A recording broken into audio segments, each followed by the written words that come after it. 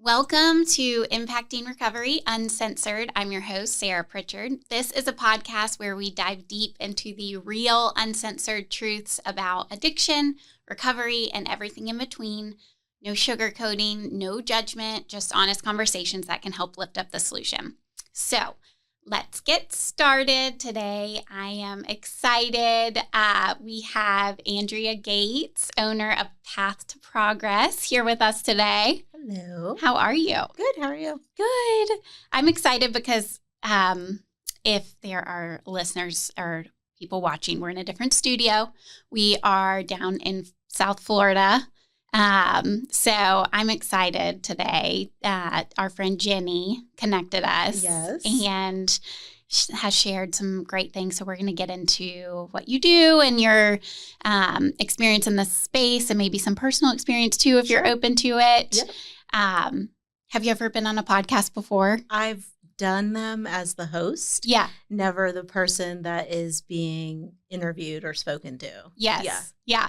Well, and it's funny because I did that. We swapped with our Chad Lynch, our executive director at Impact. He interviewed me like a few months ago on my story. Yeah. And I was like, I'm nervous to be on the other side of it. Like, I don't know what's coming, you know? So, but it actually, it's just as easy and great. So, yeah, I actually told my husband, I was like, I don't know what I'm going to talk about for a whole hour. Yeah.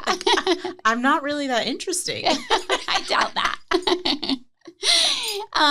Well, yeah, for those of us that don't know who Andrea Gates is, share what you do a little bit, and we'll get into kind of maybe some background. Sure. So I've been in private practice for quite a long time. I've been in the field for 20 years.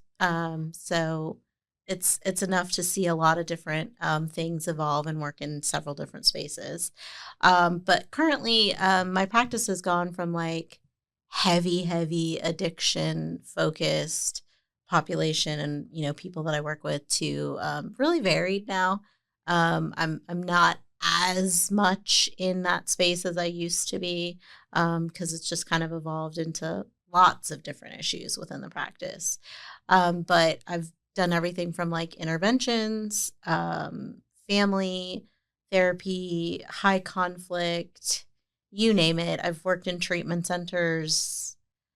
20 years is a long time. Yes. You know? So I've done quite a bit. Yeah. So what made you want to get into the field of therapy and mental health, substance abuse? Sure. So I originally said that I wanted to be a juvenile probation officer. Really didn't know much about any of that, but I just felt like I could connect with like troubled teens. I probably on some level saw myself as a troubled teen and thought like I could be helpful in this area. Then once I was in school, it kind of evolved into like, oh, maybe I should do this instead. And it just clicked. I did start out with troubled teens. I worked with pregnant teens. Wow. Yeah. Not even teens. Some of them were like 12. Oh my gosh. So that's where I like initially started, was in juveniles, and did a lot with that. And then it kind of evolved into where I am today. But I think it's like probably like no different than anyone else's story, like trouble in your own life. And then like, oh, wait, I might actually be empathetic and kind of good at this and connecting. So, yeah. And so you mentioned like your personal life. Do you have experience with addiction or mental health in your family and that sort of thing? Definitely. Yeah. I'm qualified. Yeah. Yeah, no, I do. I have generations of addiction on both sides of my family, my mom and my dad's, definitely in my own family as well, the family I created with my husband. My husband has struggled with addiction in the past. My son has struggled with addiction. I have mental health among my siblings. So certainly, yes. And so it's interesting that you brought that up because it made me think of recently we had one of our therapists on the podcast, and she was talking about how when she was in school, they're like, don't do too close to home. Like her father is an addict. Yes. And so, because I was like, how did you end up, working with men in addiction? And she's like, well, I actually want to do the exact opposite, like, no, didn't want to touch it, didn't want to go there. And then it just kind of like evolved into that. Yes. Did you have that experience in school or just throughout? So notice there was a moment where I said, I used to work heavy addiction. And then I kind of got away from that. Yeah.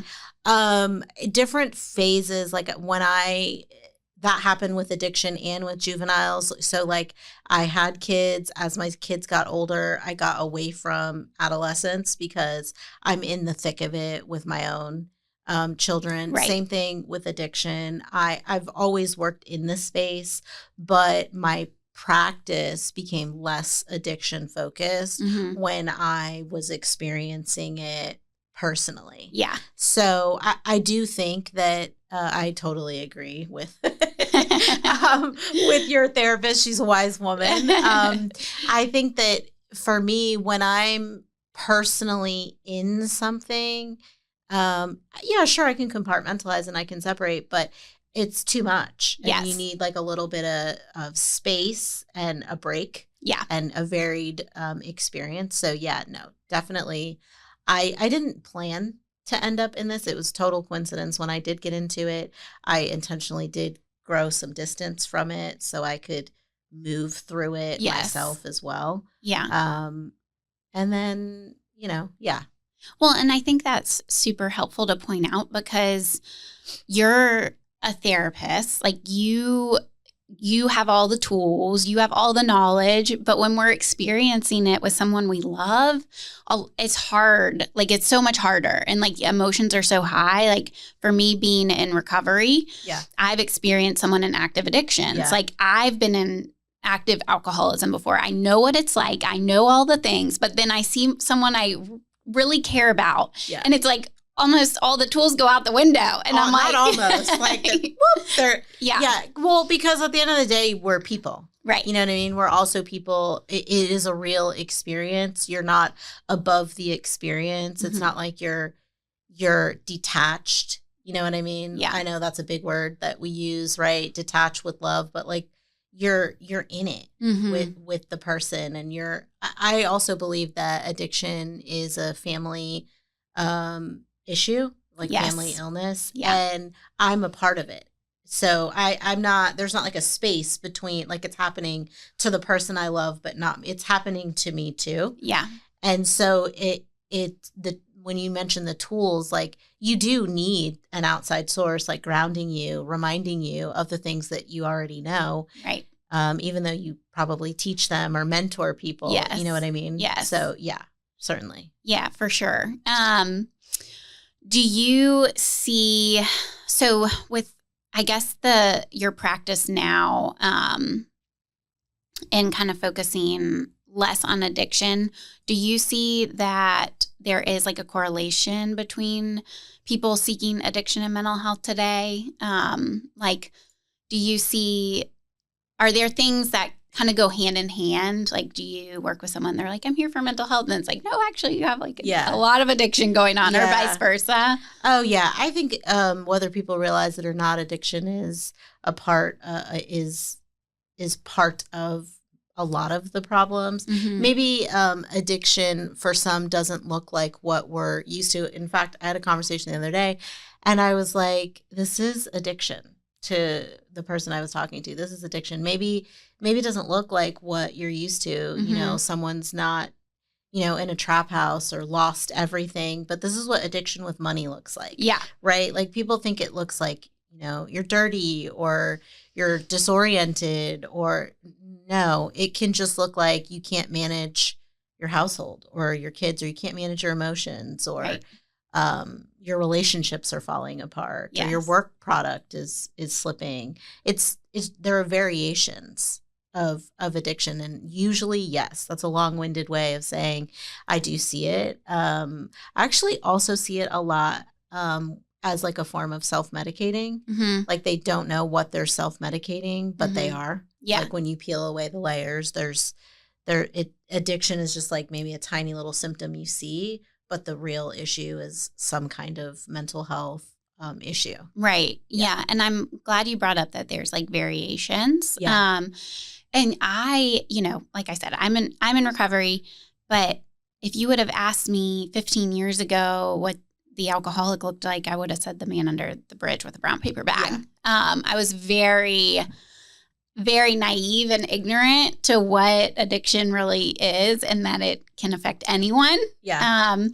And it is crazy to me that we're in 2025 and a lot of people still have that same mentality. Mm-hmm. And there's no judgment around it, like, because that was me, right? But, that's part of one of the reasons why we're doing this is just to share that, like, to give people some hope that, like, maybe, like you said, addiction doesn't look the way you thought addiction looks. And that anybody can get well, I believe. Just got to have the right team and tools and that sort of thing. What do you think is one of the biggest misconceptions that people have around addiction, or like maybe it's a family member that's like trying to help a loved one, or just in general, like, do you... Misconceptions? Probably because my brain was already thinking about this before you asked the question. Is the reason I'm going to answer it the way. Yeah. I think there's a big, I don't know if it's misconception is the right word or if this is even your question, but I think there's like a normalizing of like a socially acceptable component to drinking. Specifically, like, yes, addiction is a big spectrum, but specifically with drinking, I think there's a huge like social aspect to it, and like it's okay. Yeah. And it's very to me it's very bizarre because we're literally drinking poison when we drink. It's probably one of the only things we do that we've normalized to the degree that we've normalized it. And I think oftentimes family members think that something that is not okay is just like normal. It's just like it just is. Yes. Like that would be. I don't know that was what you were asking, but I think there's like a normalizing of behaviors that are not acceptable. Yeah. No, I'm glad you brought that up because that was me, because I never did drugs. So I'm like, oh, it's just alcohol, alcohol, when alcohol can be just not, if not more ugly than any hard drug or anything like that. And so, and the partying and everything is in certain industries and certain areas or wherever can be normalized. Yeah. And then you kind of start being like, is that normal? Like, no, it's not normal, There's like big red flags of things though, specifically around that are not normal. And I was sitting with a client the other day, and they happened to bring up something about their dad peeing the bed. Yeah. And to me, that's just like, I'm supposed to have like a polished look when I'm, in therapy or whatever. And when they said that, I was like, wait, what? That's a grown man. There should be no incident where so-and-so is peeing the bed and everybody just thought that was normal. That's not normal. Right. That's weird. Yeah, not normal. I mean, maybe judgmental, but no, that's like glaringly, obviously, like not okay. Right. Yeah. I know. And I say this all the time, but I'm like, if you're over the age of 21, there's no reason to hide alcohol. Thank you. Yes. Yes. Or feel agitated at the end of your day and can't wait to go have some. That's also not. Right. That's like a red flag. Yeah. Yeah. And so kind of going into, I guess, how you've watched people heal over the years and everything like that. You've talked about the power of vulnerability in therapy. Can you share an example of like how being open has transformed someone's journey, or like how important being vulnerable in therapy or, maybe somewhere else in a close circle can be helpful. Yeah, sure. This is not popular, what I'm about to say. It's going to be uncensored. Perfect. And I think as a therapist, probably pretty taboo, but there is a belief that you're not supposed to treat someone or do therapy with someone that's using, right? Like they need a higher level of care. And I've had people with plenty of resources and they're just not at a space where they're going to pursue the help. And I tell them to call me anyways. Yeah. I'm gonna, I don't believe love can cure things, but I'll love you and I'll accept you because in that moment, I know that you're not accepting of you, but let's at least be honest about what's happening, right? Mm-hmm. Like you don't have to hide what you're doing. I had this one kid, and I say kid, he was an adult, but to me, he was young. And I will never forget, I told him, I said, listen, text me every day. It was like a thing for accountability. Text every day, just a short text. And if you're about to get high, just text it in your hand. And that wasn't because I wanted to see what he was doing. It wasn't because like of any other reason than like, hey, I can see you at your worst and I can still embrace you. Yeah. And we can walk down this road together. And to me, that is practicing in that moment. That was practicing like a level of vulnerability for him. Yeah. Vulnerability and getting reflected back to him acceptance. Yes. What you're doing isn't acceptable, but I can hold space for you. Yeah. I do think that I had a lady last week that was doing great, relapsed and called me from the hotel room, wasn't responding to halfway, wasn't, responding to family, but she picked up the phone and called me. And she was obviously 2 sheets to the wind, but she remembered everything that we talked about. And before we hung up, I said, listen, I love you. I love you and I'm here for you and I'll help you get wherever you need to get. And she's like, I can't even believe I called. I think holding space, I'm not suggesting family members do that. I think that's a different role. But I think holding space for people to meet themselves and another person with honesty is part of the first step. Yes. So, well, that's amazing because it is, just from my personal experience, like I remember, like before going to treatment or anything like that, like going to a therapist and she's like asking like, how's your drinking? Like which, and nothing against a therapist. This was totally probably my perception. Sure. But in my head, I was like, this woman is like this perfect woman, has her life together. And I'm like, two drinks a night. And then like I had wine in my purse, lady, like, so I had to get loaded to come see you. Right. So like it was, and for me, it was, not until I found somebody that made me feel safe, like you're talking about, to be able to be open. And that truly is when healing started to get honest and not feel the judgment and not that like my family or friends were trying to judge me or like make me feel bad. But I think going back to what we were talking about at the beginning, there's emotions are so high that people are reacting out of fear. Yeah. And they're just scared. And that could be anger. That could be the cold shoulder. That could be, crying, whatever. But for me, it was like sitting down with another human being and I was actually able to be vulnerable and get authentic and share and not feel the judgment and feel comfortable and safe. And like, I wasn't going to die that I shared this information was just like so helpful. I think though, what I often try to stay grounded in is like the person that is in front of me is feeling their own shame. Yeah. They're feeling their own self-judgment.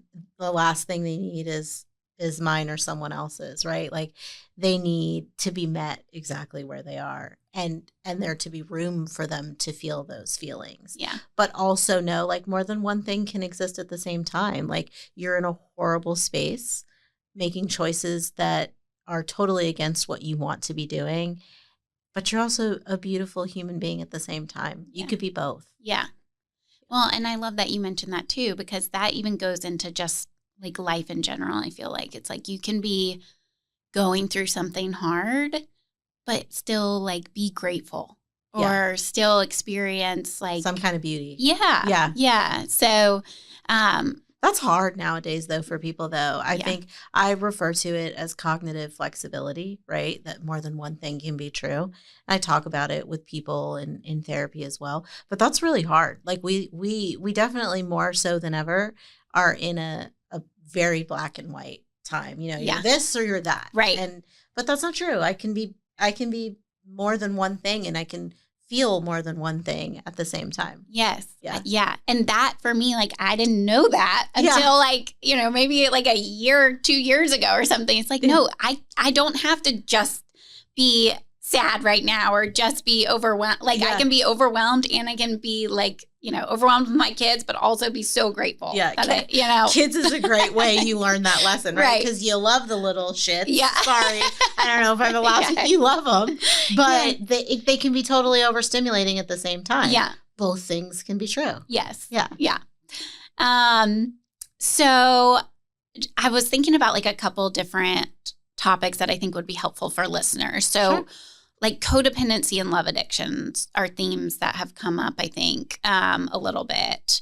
Can you share what you see with that kind of stuff, or just, you know, how you help clients maybe spot the patterns and breaking them? And it doesn't even necessarily have to do with like drug addiction or substance abuse or alcoholism, but Sure. I do think that can kind of definitely codependency with like families and loved ones, Sure. how that shows up. Yeah. Let me think. Okay. So we talked a second ago about addiction as a family illness, Mhm. right? It involves the whole family. And I would often say it's a parallel process, you know. When it comes to codependency, I got the visual image of like a person hanging on to a floating tree. But just imagine the tree as another person. Like you're like intertwined with something that's kind of like your emotional support human. You know what I mean? Like you're feeling ill-equipped Yeah. but maybe you don't realize, you're not conscious about the fact that you're ill-equipped. It's just like a partner in crime, except it's a crime against your life. You know what I mean? Like it's just, it's emotional. Yes. It's visible all the time. I literally see it all the time. Mm-hmm. I say one of the other ways I talk about it is like, you know, you have a person that loves you and you're in something with, and they co-sign your bullshit, Mm-hmm. and neither one of you maybe realize that that's what's going on. Yeah. It's a form of functioning. Yeah. You know, it's like a relationship in which you learn to navigate together in an unhealthy way. Yeah. Healing it's a way larger conversation. I think healing it has a lot to do with, and helping people look at it has a lot to do with like an individual's like growth process, specifically when it comes to treatment or addiction. Treatment is a wonderful first step, just some like time away. Outside of treatment, that's a different topic. Yeah. Well, that's what I was going to ask. So you have this codependency, and you think it's most helpful to do your own separate work kind of thing. Oh yeah. Yeah. Okay. Oh yeah. Yeah. You're trying to like gauge where I was at. Oh yeah. Hit me straight. Yes. Okay. Yeah. I think it's great to do your own. Yeah. Now, I have had couples that refuse to separate, Mm-hmm. and they got to go to treatment together. I don't think that's great. Yeah. For many reasons. I also wouldn't turn them away at the same token, because I do believe in meeting people where they are. Mm-hmm. But yeah, I think there are a lot of layers to doing the work to get better. And it is an individual job that is supported best by people that are further along in the process or have the resources and tools and are built up enough themselves to support your process. Yes.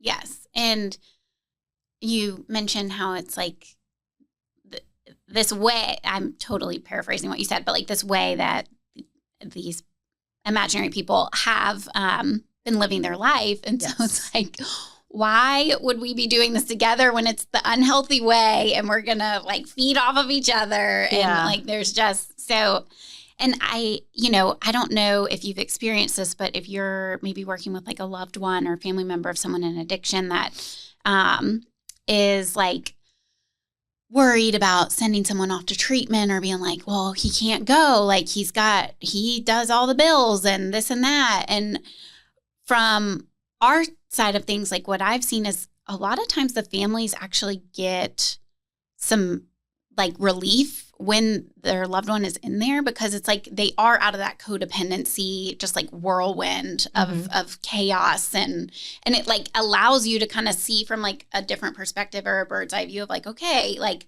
I'm not like in the eye of the tornado. And to be able to maybe, I don't know. Do you hear that? I think it's different whether it's a parent. I experience them different, whether it's a set of parents or a parent to a loved one that's going in, or if it's a spouse. If it's a partner or a spouse, a lot of times I experience fear of, and maybe they don't voice it like this, but the underpinnings of what it is.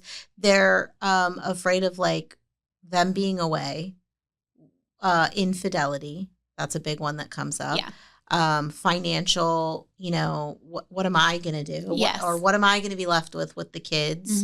It's all of a sudden realizing that this half functioning person isn't going to be here to do the things that they were doing. And there's a lot of fear that sets in.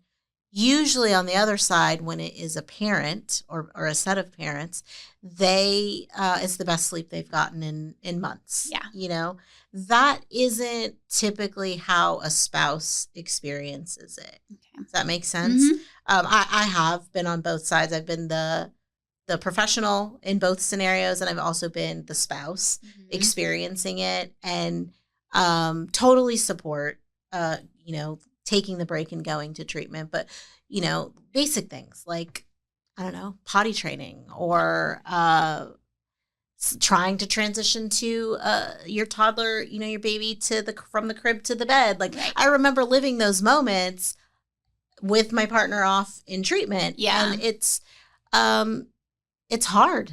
Even though you want them to be healthy, it is hard doing things that you did not envision doing alone. Now walking through and doing them alone. And you really don't know what is on the other side of treatment. Right. So you don't really know what you're tracking towards. So there's a lot of fear there when it comes from the spouse's side versus the parent's side. My parents sleep great when their kid is gone. It's a relief. It's a little bit different though for a spouse. Right. Yeah. That makes sense. So what role do you see therapy playing alongside like 12-step programs or recovery models? I'm a huge advocate of therapy and I'm in a recovery program, but do you encourage that along therapy alongside 12-step? Yeah, I think that one is based on mentorship and community. This is just my understanding. One is based on mentorship and community and a principled way of living. Another one, and on the other side, therapy is a different type of relationship where you're encouraged to engage in a lot of self-reflection. There be a lot of space held for most likely trauma and the processing of significant events. And that's not to say you don't do that in 12-step, because you do, right? There's a big portion of writing that you need to do in telling your story. I just think it's a totally different one. They have different functions. Yes. And I do think both are important. This is not against 12-step, what I'm about to ask you. Yeah. But I find one of the hurdles in therapy is when I am sitting with somebody that very, very, very clearly needs medication. Mm-hmm. And their 12-step group is saying no medication. And I'm saying you're not going to have a manageable life unless you contemplate medication. Yeah. Does that make sense? Yes. Have you encountered that? I've not like whole groups, but yes, individuals sharing their opinions on medication. And I'm like, you're not a doctor. Yes. So why are we sharing our opinions on this? Yes. And every individual has their own individual experience, diagnosis, whatever. And so like I am very much like that is not like I've never told someone you need to get on medication. Like I would never do that because I'm not a doctor. Yeah. And even if I was a doctor, like that's not the place to do it. Like if you're a doctor sharing this with somebody that you met in a meeting or something, like get them to make an appointment with you and go talk about it in the doctor's office. Yeah. You know what I mean? So that kind of stuff drives me crazy because it like gives different 12-step fellowships like a bad rap because it's like where there can be generalizations of like certain people very vocal about things. Yeah. And that's fine if that's their experience, but that might not be somebody else's. And don't, it's just like, me personally, I want to share my experience from a place of my own.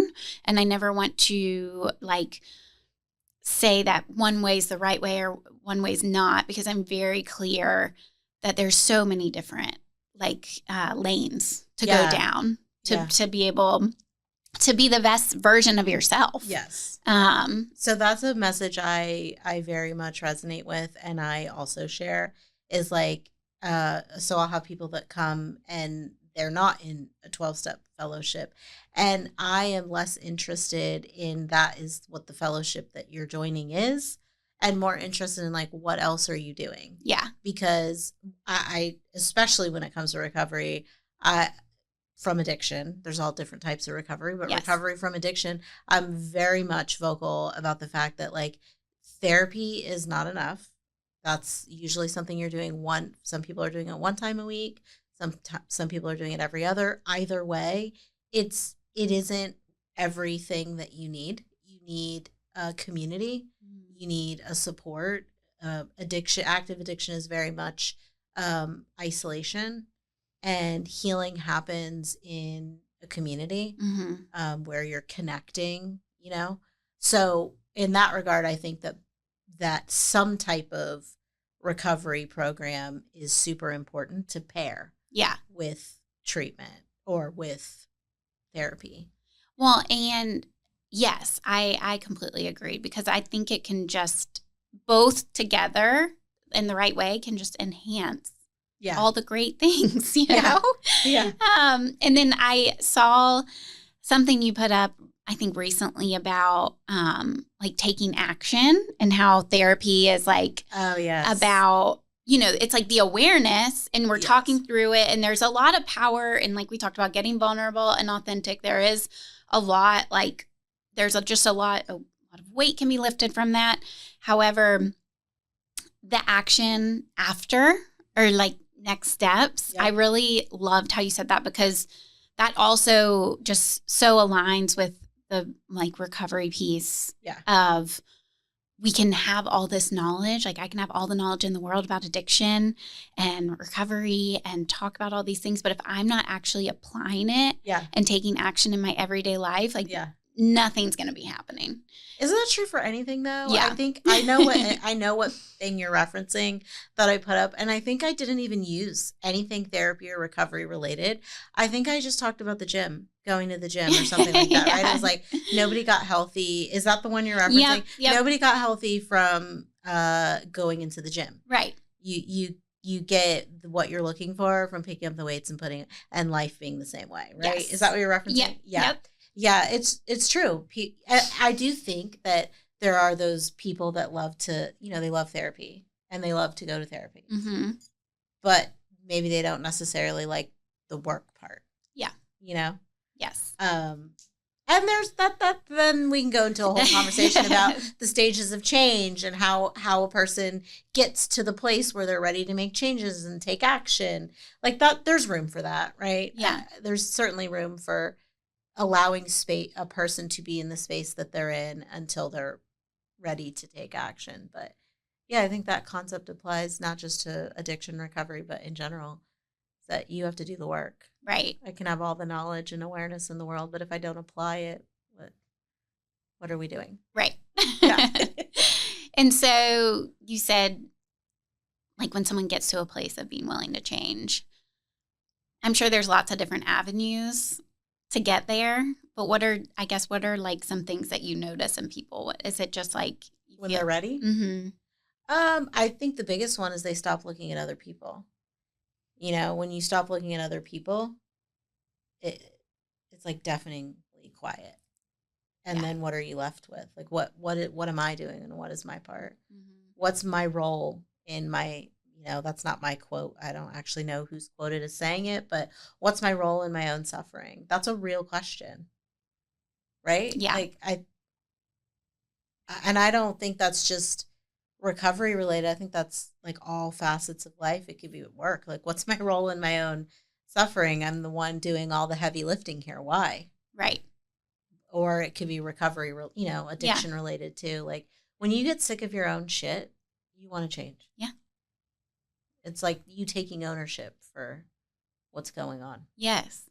Yeah. And I mean, I love that because I say all the time, it's like when I get in enough pain, then I'm willing to change. Yeah. Or when the burden becomes great enough, yes. Right? I think that's, Yeah. Yeah. And I think that, like you said, like addiction or not, just mental health or life in general, there's like a certain situation and you're like, okay, once I'm in enough pain, maybe I'm willing to change and actually take the action now. Because a lot of times change is very scary and highly uncomfortable. And I don't want to be uncomfortable. And so, but it's like once that uncomfortability outweighs what the potential change, it's like I'm so uncomfortable. It's like, okay, I don't even care.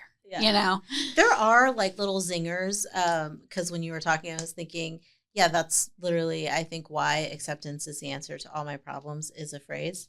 Because when I can accept that whatever is happening out here, I can't change, but I can look inward. Yeah, acceptance is that, that phrase, right? I'm guessing. Okay. Yes. I was like, that one, right? I think it's a beautiful one because like when I can accept that I am the answer to what I've been looking for. Yeah. And I am glad we're talking about this because, and I want to say this in the right way because I'm not trying to negate anybody's experience or what's happened to them in the past, but talking about taking ownership versus living in like this just like victim mentality. Yep. Because I'm not saying that things that have happened to people, like terrible things have happened to people in the past and there's like major trauma and stuff. But, what I have seen just in my personal life with women that I've tried to help in recovery and things like that, to be stuck in that state of not being willing or open or able to even like seek outside help or see things from a different perspective or things like that can really get people stuck. Massively. Yeah. Right. There is a guy, and I wish I could tell you who it was. He has this theory about exactly what you're talking about, people getting stuck. And his theory was essentially, I'm paraphrasing, and don't quote this, don't take it to the bank, but his theory was basically like he hypothesized that the people that get stuck in victimhood genuinely do not have the ability to go through the stages of grief and loss. That's why they get stuck. Yeah. Like there's, and it usually is found in people that struggle with a personality disorder because their wiring, they don't have the ability to get through to a space of acceptance. Wow. Does that make sense? Yeah. Because I know exactly what you're referencing when you say, people that have a victim mentality, not that it only happens to women, but you work with women and you see it in women when you're mentoring. Yeah, I definitely know exactly what you're talking about. It's a mentality of like change not being like the things are happening out here, Mm-hmm. right? Um, to me. Yeah. And therefore I don't have this control, which means you're disempowered and you don't have the ability to move forward with Mm-hmm. change because you don't ever fully take ownership of it, right? Right. I have definitely encountered people like that. I will go back to and reference cognitive flexibility because when I encounter that, what I'm really looking at is like just being able to make minimal progress in helping a person see that more than one thing can be true. Yeah. This happened to you, Mm-hmm. and you really were a victim Yes. here, Right. right? And now you are perpetrating yourself. Does that make sense? Yeah. You're the villain in your storyline. Like both things are true. Right. And if you could just make a tiny dent in like this and that, it's a major part of DBT. Like is yes and it's a skill that they try to teach. Are you familiar with that? Not a ton, but Okay. Yeah, you've heard of DBT. yes, yes. Yeah. Okay. So, and I'm not a DBT practitioner, but I've worked with enough people with personality disorders that, Mm-hmm. creating that ability that just like if you picture like a rubber band, I'm just trying to help you stretch just a tiny bit. Yeah. That this can exist and this can exist at the same time. Yes. But if you're a victim, you don't really have anywhere to pivot. Yeah. Where do you go from there? Right. How do I empower you? Yeah. There's not much empowerment in victimhood because things are happening to you. Yes. I love that. That makes so much sense. And I think a lot of people will be able to learn from just what you shared, which is the goal. So as just your personal story and Sure. being a therapist and also having family members in recovery, how do you keep yourself grounded and avoid like burnout in the space with all that going on? Yeah. I would say that's an evolving spiritual practice, not a super religious person, but um, trying to stay grounded in the reality. Like there is something higher than me, and I'm not it. Mm-hmm. I'm not where the buck stops, Yeah. right? I when it comes to kids and parenting, I often remind myself like they're my belief anyway, and what I hold on to is they were never mine. I was just meant to guide them, and I'm not responsible for the outcome. Yeah. They're their own beings, and same thing in therapy as well. Like I, I'm just meant to journey with people, and then I'm supposed to leave it there. Yeah. I can't take take this on for much more than that. Yeah. Well, and that I really like that because even for me in my personal life, like when I'm helping women or whatever, and also at Impact, helping the guys there, like my definition of help has changed over the years because I really, like when I first got sober, I'm like, I'm going to help everybody I come in contact with, they're going to get sober and they're just going to be this amazing, like recovered alcoholic or addict. And they're just going to go around and I put so much energy into the outcome like you're talking about. And then that drained all of my energy because the outcomes hardly ever were what I wanted, you know? And so now I very much am in the place of like helping might just be like me sharing one little story with someone out at Impact or, like you said, with the woman that called you drunk and just like helping in that moment. Yep. And that's really changed for me because then I don't have these like expectations as much of how things should be or, all this delusional stuff going on in my mind of what I think the world should be doing. I think expectation is a great word though, because that's really essentially what it is. When you're taking it on, you're also holding expectations that it's going to go a certain way. Yeah. And that's why I said the thing about spirituality because I don't know how it's going to go. Yeah. I don't know what this is going to look like. Right. I can love in this moment and I can hopefully hold some light and space. Yeah. I do have to say the person that gave me, I was young when I got you're not responsible for the outcomes, Jennifer Laurie.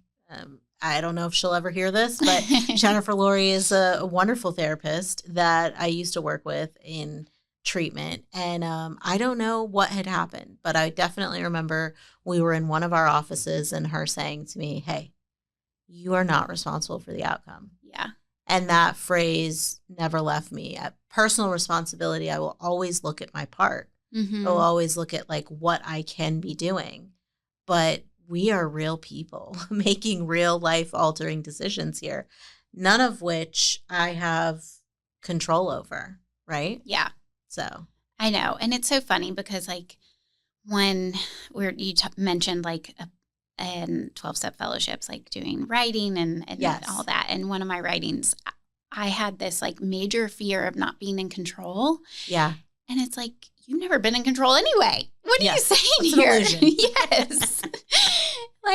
I'm not in control of this. And like, it never was. Never was. So why are we stressing out here?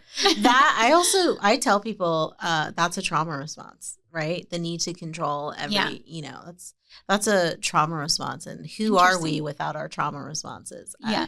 That's a humdinger of, you know what I mean? Of a question but that is absolutely the need to control is about how an individual reassures themselves of a sense of safety. Okay. And so this is what I'll just use me, my internal making. I like to feel in control because then I feel safe and prepared and ready no matter what. It's all, even if it's an illusion, right? It's a coping mechanism. Yeah. That is rooted absolutely in trauma. Yeah. What are some other like trauma responses that you see? There's a list. Well, maybe just thinking of my current practice and people that I'm working with. I see avoidance, defensiveness. Depends on like what the traumas are, but right. Those are a few that I'm working with currently. Yeah. Well, and is like shutting down enormous. Yeah. That's what I mean by like avoidance or absolutely. Because I feel like and trauma is such a hot topic. Like I don't know. And I know I've learned there's big T's and little T's and well, I think people make it out to be like, when you hear the word trauma, you think of like some significant event. And what we're really talking about is how a person's nervous system responds to things, right? It could be something that maybe isn't traumatic to me that your body experienced is overwhelming. Yeah. That's all we're really saying is like you experienced something that was overwhelming. For some people, conflict is overwhelming. And their body goes into having one of the trauma responses, flight, fight, freeze, fawn, that those are what trauma responses are. That doesn't mean that, you were sexually abused. Yeah. It doesn't mean that, you experienced watching someone die. Those are traumatic events. Mm-hmm. But there's a whole spectrum of what your nervous system experiences. Some people experience traffic as overwhelming. And you're like, oh, that can't be traumatic. Don't be ridiculous. Right. But their body experiences it as overstimulating. Yeah. That's all it means. Interesting.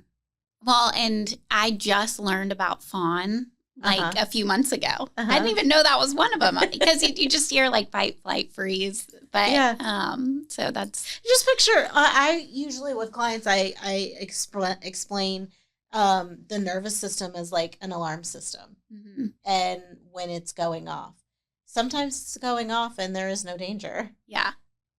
But that's how you're experiencing it, right? But that is one of them. Fawn. So being in this field for 20 years now, you said, right? Obviously there can be a lot of bad news out there. Yeah. But what gives you hope about the future of addiction in the mental health space? What gives me hope in the mental health space? I would say the younger generation. The younger generation is very open. They don't invest as much into the stigmas. I feel like, at least how I experience them, they're more compassionate. They're more empathetic. Maybe sometimes like a little more than I think we even need. Right. But the point is, they're very open and forward thinking. Yeah. And that makes me hopeful, not just for addiction, but just us as human beings. Yeah. If you could tell someone listening who feels hopeless right now one thing, what would it be? Call someone. Talk about it. We are wired for connection. And there are so many free support lines that you can call. You can call a friend, but talk about it, because a lot of people are feeling alone. We have higher rates of people feeling lonely and hopeless than we've ever had. Yeah. And the antidote for that is connection. You don't have to be alone or on your own. You can connect with another human being. There are people that care. Yeah. Well, and that made me think of, saw something recently. It's like we're more connected than ever, like digitally, and but disconnected emotionally. Yeah. Yeah. And it's like, yeah, that connection piece of like sitting down with another human being is not, you're not going to get the same out of, a DM social on Instagram. Media, yeah. The snaps that you're getting. Yeah. Yeah. We're not being vulnerable in those ways. And yeah. And literally the antidote to feeling alone is to connect. And it's very scary, because it's not what people are doing on social media. You're getting highlight reels. Yeah. But people are posting those highlight reels and then crying, or extremely depressed or suicidal. Yeah. Like, you're not the only one. Right. Yeah. Yes. Well, where can people find you and learn more about the work you do if they want to connect with you? I'm online. I have a website. You can find me there. You can find me on Instagram. I'm very easy to find, actually. All my information is out there. Well, and I'll put everything in the box below in the description of the episode. Is there anything else that you wanted to mention or touch on before we wrap up? No, I came in here wide open. Like, whatever it is you wanted to do, we would do. So, no, we're good. Okay. Well, thank you so much. Like, this was great. I feel like we covered a lot, and I do think it's going to be really helpful for a lot of people. So I appreciate you taking the time. I know it's no problem. It was great meeting you in person. Yeah, I know.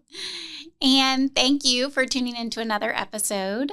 I hope today's conversation has inspired you, opened your mind, maybe even your heart a little bit. But remember, you're not alone. If you found this episode helpful, please share it with someone who needs to hear it. And as I mentioned, we'll have all the links below. But until next time, keep making an impact. Bye, y'all.